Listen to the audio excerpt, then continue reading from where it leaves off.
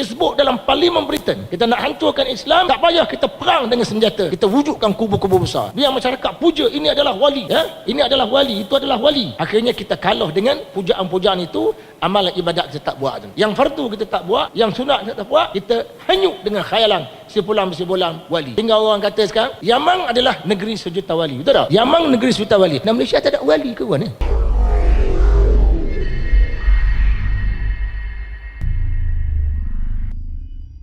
Okey.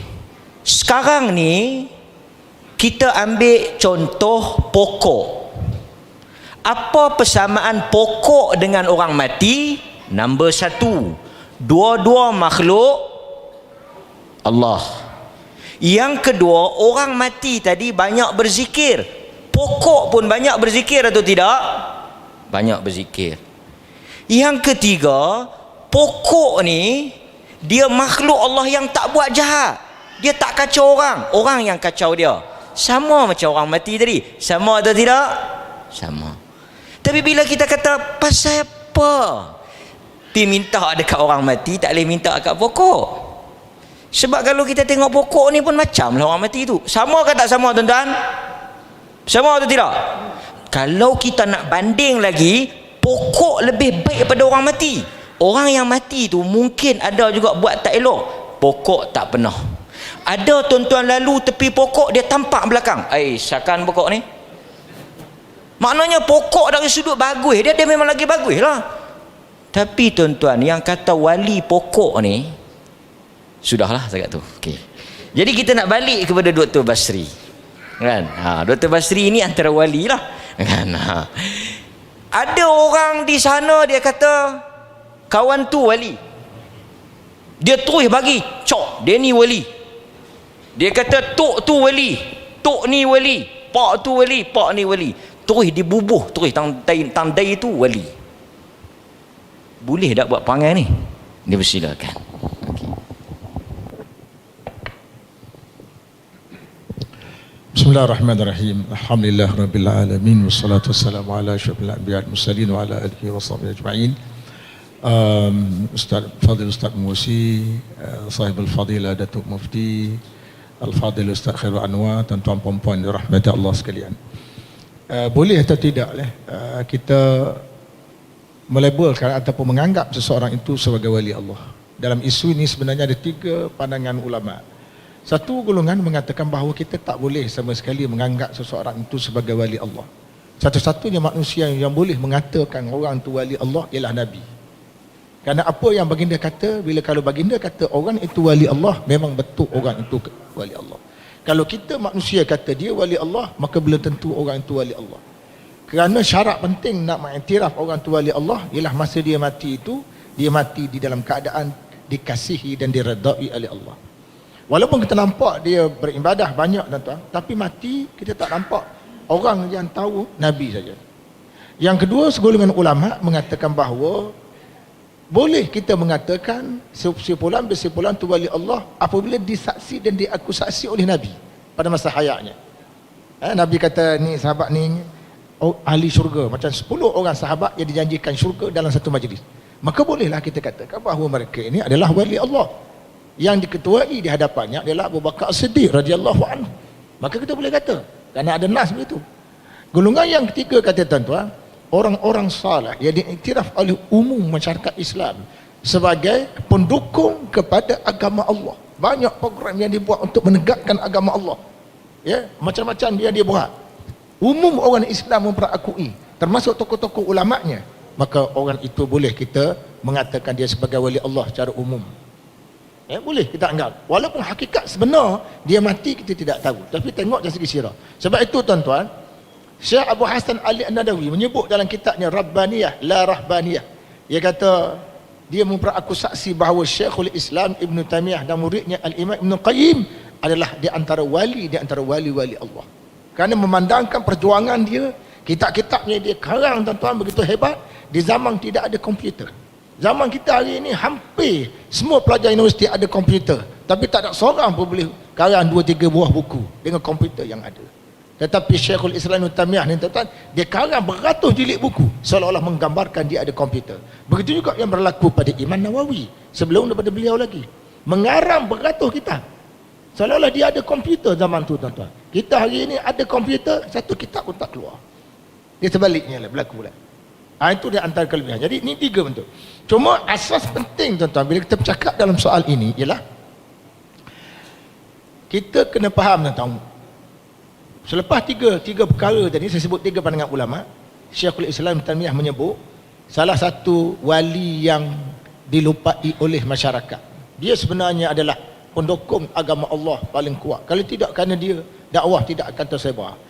Dia ini, kata Syekhul Islam Taimiyah, ialah ulama.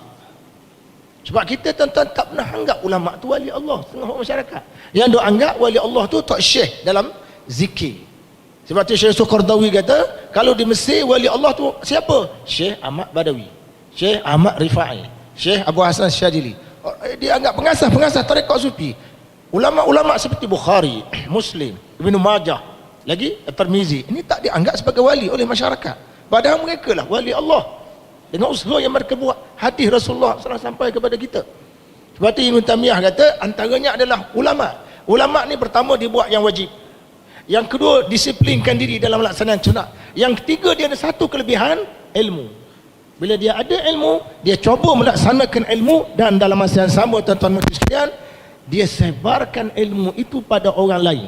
Sebab itulah beliau mengatakan, wali dia kerana ulama itu lebih afdal daripada wali berbanding ahli ibadat. Walaupun ahli ibadat tu wali juga mendukung agama Allah menerusi ibadat yang dibuat. Tapi ulama, tuan-tuan, dia buat amalan fardu, sunat pun dibuat, dan dalam masa yang sama dia menyebarkan ilmu.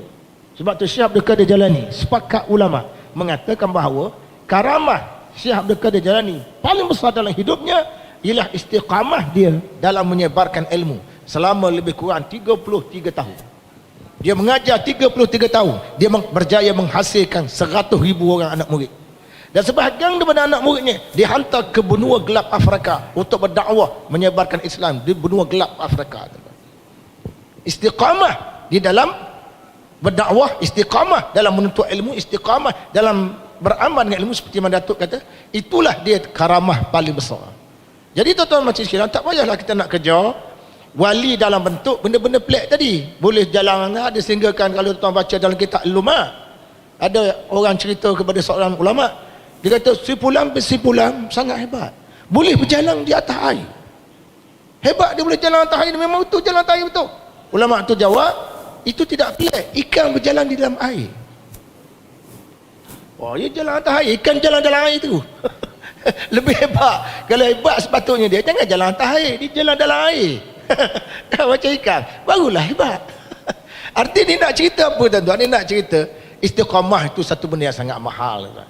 Saya ingat orang tua dulu pergi ke masjid, tuan-tuan. Antara masjid rumah dia tak ada kubur. Ada kubur, tuan-tuan. Dia pergi ke masjid pakai pakaian putih, orang kata hantu. Itulah dia istiqamah dia. Tapi orang nampak itu hantu, tapi itu istiqamah dia. Macam Datuk sebut tadi sembahyang subuh, tuan-tuan, bukan satu benda yang senang. Bukan benda yang senang. Kebanyakan kita dikalahkan oleh satu makhluk yang kita pandang remeh, namanya selimut. Terang, nama selimut je. Bila orang azan kita selimut. Yang kedua, kita kalah dengan isteri bagi baru kahwin. Kita baru kahwin, isteri letak tangan je, maka kita menghilang entah ke mana.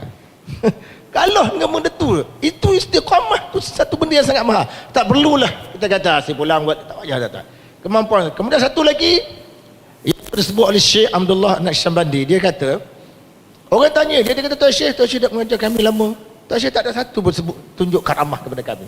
Kata Tok Syekh, dia menukilkan pandangan Imam Ibn Qayyim. Ibn Qayyim kata, di antara karamah paling besar ialah Allah Ta'ala buka keaiban diri kita sendiri untuk kita melihat keaiban itu, supaya kita boleh memperbaiki dan istiqamah untuk ke arah sunnah Nabi. Buka keaiban diri untuk kita baiki diri, bukan cari keaiban orang lain. Itu adalah karamah paling besar. Itu antara karamah besar yang ada hubungan kait dengan istiqamah. Jadi sebagai kesimpulan saya nak katakan tu, kita tidak perlu minta nak jadi wali dalam konteks yang masyarakat kita sebut hari ni. Tak payah, tuan-tuan. Istiqamahkan diri kita, ya? Dan jangan percaya cerita terkarut. Dalam satu buku dikarang oleh Syekh Taha Baqir Surur, cerita buku ni mengenai Syekh Abdul Wahab Sya'rani. Syekh Abdul Wahab Sya'rani ni seorang ulama sufi di Mesir. Dalam buku tu cerita, tuan-tuan, di Mesir Masa tu Mesir ni dijajah oleh British jajah Mesir. Orang Mesir tuan-tuan, dia berjalan, dia kerumung seorang lelaki yang telanjang bulat. Orang lelaki telanjang bulat, orang kerumung dia pasal ambil berkat. Tanya soalan dia jawab, telanjang bulat. Edward Ling, seorang pengembara Britain masa itu, datang ke Mesir. Mesir di bawah jajah British. Ya, jadi Edward Ling ni pergi, ditanya ni orang buat apa ni? Mereka jawab, kami sedang mengelilingi wali Allah. Edward Ling kata, teruk benar wali orang Islam. Telanjang bulat pun. Ditanya masalah agama, dia tu telanjang. Tuan faham tak? Begitu teruk Mesir. Maka pada masa itu Mesir jatuh ke tangan British apabila karut marut berlaku di dalam masyarakat. Karut marut berlaku dalam masyarakat. Sebab itulah dalam satu parlimen, Parlimen Britain, dia mengatakan sudah cukup bagi kita nak menghancurkan umat Islam dengan cara kita wujudkan kubu-kubu besar, supaya orang menganggap kubu-kubu besar ini sebagai kubu-kubu wali. Kenyataan ini saya sebut tuan-tuan, dia sebut dalam kitab Laisa minal Islam oleh Syekh Muhammad Ghazali. Dia sebut dalam Parlimen Britain, kita nak hancurkan Islam, tak payah kita perang dengan senjata, kita wujudkan kubu-kubu besar. Biar masyarakat puja ini adalah wali. Ya, ini adalah wali, itu adalah wali. Akhirnya kita kalah dengan pujaan-pujaan itu, amalan ibadat kita tak buat. Yang fardu kita tak buat, yang sunat kita tak buat, kita hanyut dengan khayalan simpulan-simpulan wali. Sehingga orang kata sekarang, Yaman adalah negeri sejuta wali. Betul tak? Yaman negeri sejuta wali. Dan Malaysia tak ada wali ke kawan? Malaysia tak ada wali ke? Malaysia tak ada ulama perjuang menentang British? Ada ke? Ada. Jangan keterlaluan hingga menganggap di Yaman ada sejuta dan Malaysia ada berapa juta. Ini satu benda yang sangat berat. Saya tak nak panjang, saya sebenarnya nak mendengar ceramah Datuk lebih panjang daripada nak dengar ceramah saya sendiri. Wallahu alam. Wassalamualaikum warahmatullahi wabarakatuh.